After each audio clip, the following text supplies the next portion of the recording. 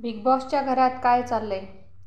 Big बॉसनं आज सगळ्यांना living रूममध्ये बसायला सांगितलेलं आहे, जान्हवीला सोडून सगळ्यांना. तर सगळेजण लिव्हिंग रूममध्ये आलेले आहेत. अरबाजनं जे तोडफोड केली आणि जी नुकसान केलं बिग बॉसच्या घरामध्ये, त्याच्याविषयी ते बहुतेक बोलणार आहेत. त्यासाठी त्यांना सर्वांना बोलवलेलं आहे आणि त्यांना शिक्षा करणार असं ते म्हणत आहेत. तर अरबाज आता तिथून सगळेजण निघालेले आहेत आणि आल्याच्यानंतर एकमेकाशी चर्चा करत आहेत की मी एवढं चांगलं वागूनही निकी माझ्याशी असं का वागते, असं अरबाज म्हणतो.